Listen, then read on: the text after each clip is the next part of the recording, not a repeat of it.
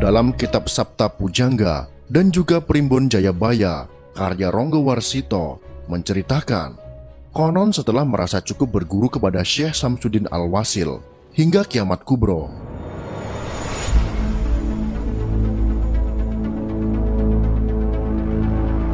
cerita itu ditulis dalam kitab Musasar yang menjadi babon buku Jangka Jayabaya. Menurut apa yang diceritakan dalam kitab tersebut, pada suatu hari Sri Sultan Al-Gabah, seorang raja di Pusrah, Persia, sebelah utara dari tanah Arab, termasuk dalam lingkungan Turki Azi, tiba-tiba menerima perintah gaib untuk mengisi tanah yang masih kosong. Sultan kemudian memerintahkan seorang menterinya untuk mencari di mana keberadaan tanah yang masih kosong dan belum ada penduduk manusianya tersebut. Menteri kemudian mengumpulkan para nahkoda yang berpengalaman untuk ditanya.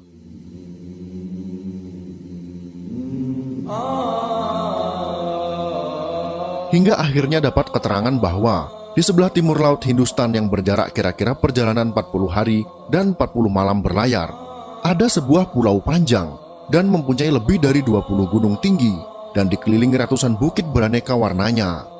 Pulau tersebut masih sunyi dan belum berpenghuni. Atas apa yang didapatkan informasi tersebut, sang menteri kemudian melaporkan kepada Sultan Al-Gabah dan oleh Sultan disambut dengan gembira.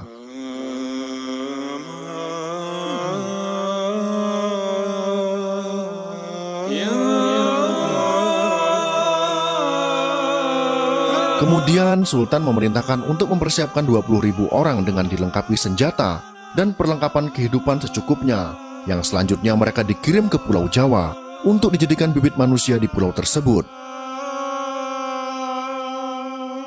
Setelah berlayar selama 40 hari dan 40 malam, akhirnya rombongan besar ini mendarat di kaki Gunung Kendeng, sekarang masuk bekas Kresidenan Surakarta. Menurut penanggalan Romawi, waktu itu adalah tahun 437. Dan menurut ramalan Jayabaya, sejak diinjak oleh kaki manusia yang pertama, hingga nanti tiba kiamat kubro, akan mengalami 2110 tahun Surya, atau 2173 tahun Chandra.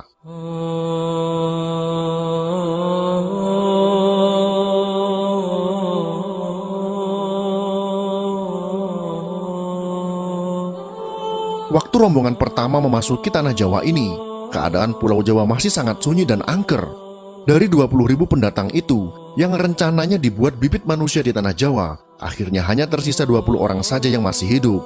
Sisanya mati karena penyakit dan dimakan oleh binatang. Zaman itu menurut ramalan Jayabaya dinamakan zaman Sangkala, atau zaman merajalelanya penyakit dan binatang buas. Sebanyak 20 orang yang tersisa itu kemudian kembali ke Persia dan melaporkan kejadian kepada Sultan. Selain sedih, Sultan juga marah dan kemudian mengumpulkan pendeta sakti untuk membuat tumbal dan jimat untuk menantang para jin, setan, dan dedemit di Jawa agar pulau tersebut bisa didiami.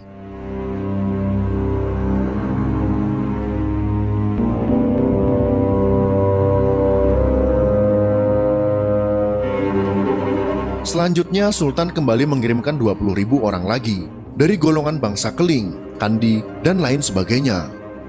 Mereka dibagi menjadi 20 rombongan. Masing-masing kelompok ini dipimpin oleh Singlinangkung Musmanaji, seorang pendeta sakti dari Bani Israel, untuk menjelaskan kias kepada tanah Jawa. Waktu itu menurut penanggalan Romawi jatuh pada bulan Tasrinki. Setibanya di tanah Jawa, Singlinangkung Musmanaji segera menanam tumbal dan jimat di 4 penjuru arah mata angin, serta lagi di bagian tengah. Tak lama kemudian, turun hujan yang luar biasa hebatnya, seperti akan terjadi kiamat. Dalam kitab-kitab kuno, dampak cuaca yang seperti kiamat itu karena para jin, setan, dan dedemit yang tadinya penuh mendiami Pulau Jawa tidak tahan dan melarikan diri ke lautan. Setelah berhasil, mereka mulai mendiami tanah Jawa dan bercocok tanam dengan bibit yang telah mereka bawa dari Persia. Menurut ramalan Jangka Jayabaya, tanah Jawa sejak diisi manusia yang kedua kalinya ini, hingga tiba saat kiamat kubro, akan mengalami 2100 tahun Surya atau 2163 tahun Chandra. Cerita ini hanyalah dongeng yang kebenarannya tidak bisa dipertanggungjawabkan, sehingga hanya sebagai bahan pengetahuan saja bahwa ada cerita sejarah versi yang sangat unik ini. Bagaimana menurut kalian? Apakah kalian sudah pernah mendengar cerita ini? Silahkan tuliskan komentar Anda di bawah ini. Jika kalian suka dengan video ini, silahkan berikan jempol ke atas. Dan jika kalian menganggap video ini bermanfaat, maka bagikanlah untuk teman-teman Anda yang lain. Terima kasih sudah menonton.